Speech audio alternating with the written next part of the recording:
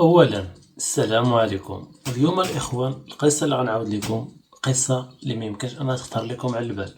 تخيل معايا من واحد الطفل اللي بارئ لاكبر سفاح، او نقدروا نقولها بعباره اخرى اكبر مجرم اللي غادي يشوفوا المغرب.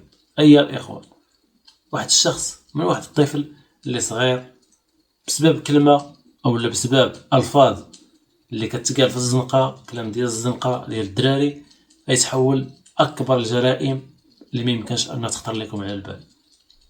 بلا ما نطول عليكم في المقدمات وبلا ما نطول عليكم في الهضره، ندوزو للقصه على بركه الله. ونقدروا اننا نعطيو غير واحد السميه مستعاره لهذا الشخص اللي دايره عليه القصه كامله. هذا الشخص هذا نقدروا نسميوه بعبيقه، نقدروا نقولوا ليه عبيقه. يعني ما جايش باش نقولوا ليه سفاح او لا مجرم ونبقاو نلفظوها يعني في القصه، وانما نعطيوه الاسم ديال عبيقه. هاد عبيقه هذا الطفوله ديالو بحال اي طفل اللي صغير اللي عنده طموح وباغي يوصل بزاف ديال الحاجات، ولكن الاخوان تمشي الايام بما لا تشتهي السفن. بعض المرات كيكونوا شي امور حنا ما كنكونوش دايرينهم في البال وكيخرجوا لينا بلا ما كنشعروا وبدون سابق انذار. هاد عبيقة هذا تكبر في واحد الحي شعبي في اكادير.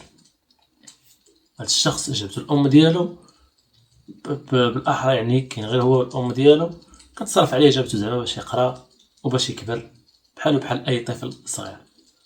هاد الشخص هذا ملي جا سكنو في واحد الحي شعبي بدون ذكر الاسماء في اكادير، دائما اون فوا كيخرج يعني كيبقاو يتنمروا عليه الدراري اللي قدو. تخيلوا معايا انت في واحد السن اللي نقدروا نقولوا حنايا واحد السن ديال 16 عام او لا 17 عام، السن ديال يعني المراهقه ديالك، السن ديال الطيش ديال الشباب، كتخرج كيبقاو يتنمروا عليك، يا ولد فلانه يا ولد فلانه، وكملوا بالعقل ديالكم. المهم بلا ديك الالفاظ، لان عائلات كيتفرجوا وناس غايبوا يتفرجوا في الفيديو بدون ذكر الاسماء.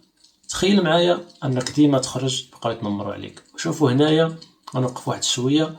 بسبب التنمر راه ممكن انك دير واحد الحوايج اللي ما يمكنش انهم يخطروك على البال. ممكن انك دير شي امور اللي انت ما باغيش ديرهم، ولكن غادي تضطر انك ديرهم بدون الاراده ديالك. هادشي اللي غيوقع في هاد القصه هادي مع عبيقه.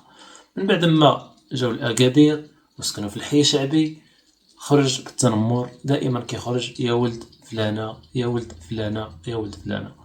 عيا يصبر عيا يصبر، والدري في العمر ديالو 17 سنه او 16 سنه. عيا يصبر عيا يصبر، شنو دار؟ هذاك واحد من هذوك المتنمرين تشد معاه، ضربوا قتلوا. ايها الاخوه، صراحه القصه ما مذكورش بها باش ضربوا بالضبط. حنا نقولوا ضربوا بصمه او لا بحجره للراس، فقدوا يعني البصيره ديالو، نحى من الدنيا. شنو دير ما يدير؟ هرب. هرب من اكادير، مشى لتطوان. الشاب اللي في عمره 16 او 17 سنه مشى لتطوان كيشوف شي وسيله باش انه يخوي المغرب في مره، لانه دابا حاليا راه روشيرش. فواش كيهضر مع الوالد ديالو كتقول ليه عندك تمشي تجي لاكادير، راه الا جيتي راه مبحوث عليك وراهم كيقلبوا عليك. بطبيعه الحال ما غاديش يقدر انه يجي من بعد ما يعني البوليس دايرين عليه روينه وكيقلبوا عليه. شكون هذا اللي صفاها لواحد في اكادير؟ واحد من هذوك المتنمرين. لهذا راه اي شخص الاخوه الله يجزيكم بخير نديرها بين قوسين، راه التنمر ممكن انه يدير واحد الامور اللي لا يحمد عقباها. نكملوا في اطار القصه. هاد العبيقه هذا مشى لتطوان. مشى لتطوان على اساس انه بغى يهاجر او لا باغي يخوي البلاد بصفه نهائيه، لانه دابا راه شي وان غادي في العداله راه ما غاديش ترحموا. تخيلوا معايا الطفل اللي كنعاودها لكم في العمر ديالو 17 او لا 16 سنه، من بعد مشى لتطوان تعرف على شي وحدين، شي ثلاثه ديال الدراري. ملي تعرف عليهم قال لهم ودي انا راه باغي نحرق باغي نخوي البلاد. لكن هو ما قالش لهم علاش، بانه راه روشيرشي ولا ربما يطلبوا فيه فديه ولا يطلبوا فيه شي حاجه اللي غير باش يسدوا فمهم. طلبوا ليه 5 ديال المليون باش انهم يعني يدبروا ليه باش انه يخوي البلاد. كيتقاتل مع الام ديالو، قال لها خصني 5 ديال المليون. مسكين الام ديالو باعت الذهب ديالها، باعت النقره ديالها، باعت اي حاجه كتكسبها ديك الام مسكينه يعني، ويلا جمعت 3 ديال المليون. ومن بعد بدات كتسلف وتتكلف باش تكمل له هذيك البركه، وما كملتهاش ليه. علاش ما كملتهاش؟ حيت ما قدرات صراحه. صيفطت له ديك البركه شي 3 ديال المليون ونص ولا 4 المليون تقريبا، صيفطتها له، وهو قال لهم الله يرحم لكم الوالدين غيشوفوا كيفاش ديروا معايا وهادي وهادي، وكيرغب هذوك الدراري باش انهم يحرقوه. قال لي ماشي مشكل، ولكن هنايا الاخوان غادي نحبسوا واحد شويه في النظر ديالكم. هاد الدراري هادو باغيين زعما انهم يتعاونوا معاه، هادو نصابه. ومن هنايا غادي تخلق لنا واحد الشخص اللي مرعب، اللي رعب 3 ديال المدن، اللي رعب السجون ورعب البوليس ورعب بزاف ديال الناس. من هنا غادي تولد عبيقة اللي ربي في القلب ديالو واحد الحقد اللي كبير على المتنمرين او على البوليس بصفه عامه. وتقولوا علاش كتقول هاد الهضره هادي؟ انا جايكم القصه غابشوا عليكم بلا ما نحرق لكم القصه، غير طاب بار طاب غتفهموا كل شيء. من بعد ما عطاهم الفلوس 3 المليون ونص او 4 المليون ونص، عطاه ليهم، الناس غبروا ما عاودوش بانوا نهائيا، صافي يعني داو الفلوس ديالهم مشاو. هنايا كما قلت لكم غيتخلق لينا المرعب، غيتخلق لينا واحد الشخص اللي لو كان غير ما وقعلوش هاد الشيء هذا، او لو كان عارف ان غيوقع له هاد الشيء في تطوان، ما كانش غيجي لتطوان نهائيا. ايه كيف ما كتسمعوا مشى كيقلب عليهم. نتوما راكم عارفين الناس اللي كيكونوا كيديروا هاد الافعال هادو كيكونوا غير بالالقاب. مشى كيقلب عليهم حتى لقاهم. تخيلوا معايا شنو داير. مشى فلي لقاهم ما هضرش معاهم ولا شي حاجه، هو موجد تحت منه استرقد داكا كبيره. واحد جابو كيزحف قد واحد صيفطو للروضه، طاح فيهم بجوج. واحد صيفطو للروضه. دابا صدقنا في واحد الشخص اللي قاتل واحد في اكادير، وقاتل واحد في تطوان، وواحد صيفطو بجروح اللي عميقه في الانعاش، محال واش يعيش. من هنايا ملي ضربهم تزوقوا الناس. من هنا جاو البوليس. جاو البوليس داروا ليه المينوط. فاش مشاو كيقلبوا كيلقاو اصلا هذا الشخص هذا انه روشيرشي. ان هذا الشخص اصلا هو روشيرشي من اكادير. عليك كنقلبوا اجي نورمال في الحكم في هذه الحاله هذه بين قوسين راكم عارفين هو الاعدام. ربما الاعدام ما كيتطبقش، هادشي اللي كنعاود لكم عليه غير في 2017 او 2016 فاش وقع الامور هذه، يعني ماشي شي مده اللي طويله بزاف. المهم حكم الاعدام ما كيتطبقش، ولكن انا جايكم الهضره يعني الا ما تطبقش الاعدام كيتحكم عليك بالمؤبد، يعني بدون سراح لعيبات بحال هكا. المهم كيف ما قلت لكم جاو قالوا لي عليك كنقلبوا روشيرش داوه. المحكمه كتحكم يعني نتوما راكم عارفين، هو عارف اصلا الحكم المسبق شنو غيتحكم عليه، غيتحكم عليه بالاعدام، هذه حاجه باينه. ولكن هو كان عارف اصلا شي واحد وصل ليه الهضره، شي واحد قال لي بان غيتحكم عليك بالاعدام. قال اش ندير ما ندير، انا ماشي اجي ندي معايا 2 ولا 3 اخرين. تخيل انت معايا في المحكمه والقاضي بغى ينطق بالحكم ديالك اللي انت اصلا عارفه مسبق. ثم راكم عارفين البركايه كاين اللي شويه كتعطيك كذا كيوصل لك الحكم من بعد، يعني قبل ما يخرج كاع في الحكم تكون عارف الحكم ديالك. كان جايب معاه موس. كيفاش دخلوا، شكون عطاه ليه؟ هنا السؤال المطروح، العلم لله. ولكن غادي تشوفوا شنو غادي يدير ملي كينطق القاضي بالحكم. هنايا عبيقه كيجبد السلاح، كيجي قاصد الباب ديال المحكمه.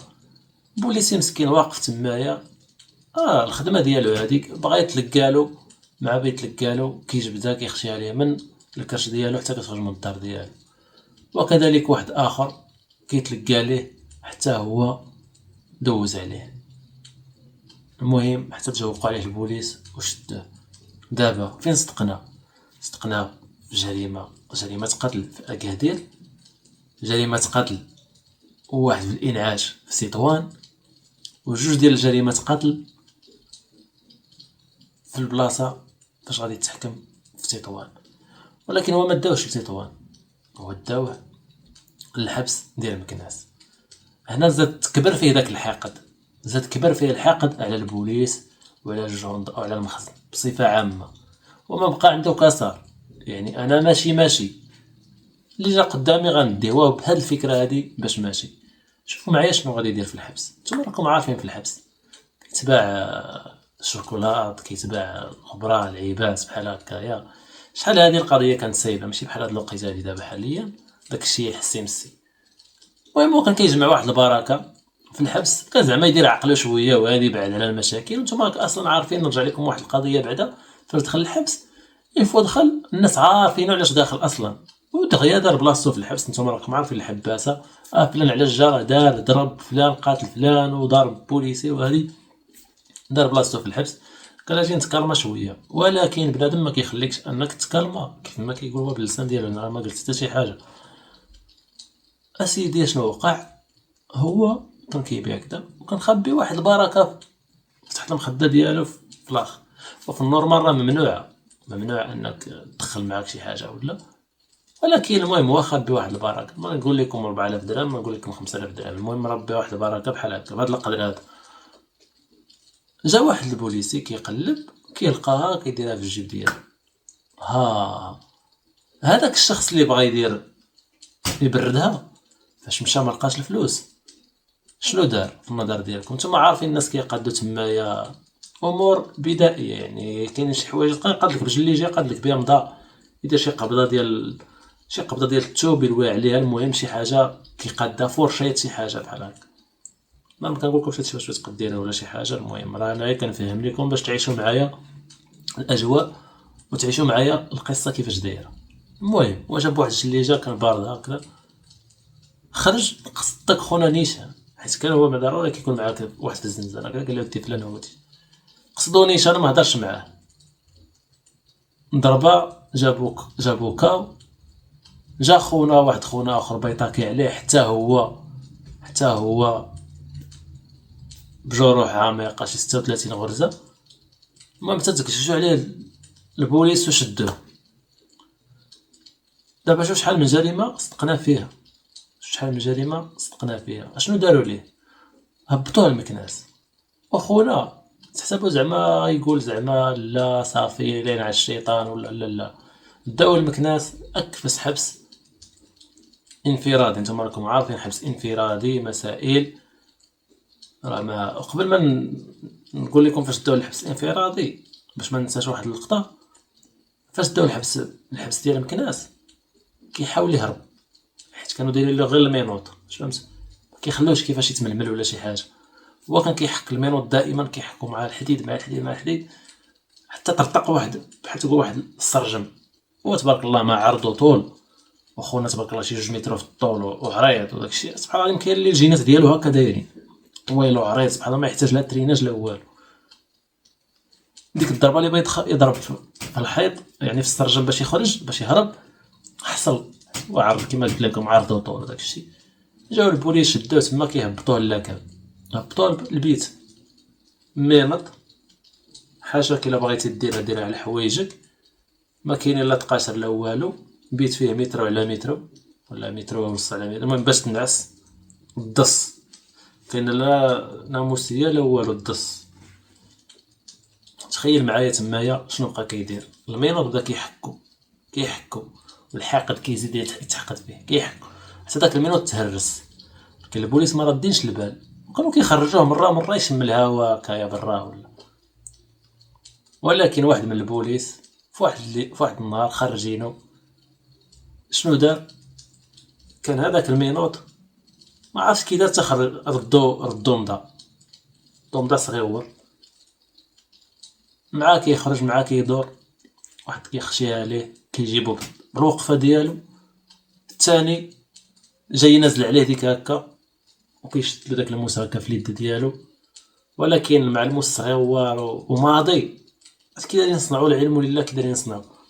جرح له اليد ديالو ما تحكمش فيه، وجرحو في العنق ديالو، طرطق له يدو وطرطق له العنق ديالو. تقريبا شي على ما تعاودت في الروايه شي 30 غرزه على 36 غرزه في اليد. تخيلوا معايا.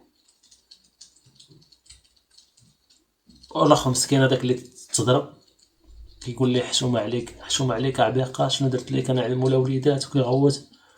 واحد اللقطه بدا اللي لقى قدامه كيضرب، واحد اللقطه هو كيسمع القرطاس طاق طاق.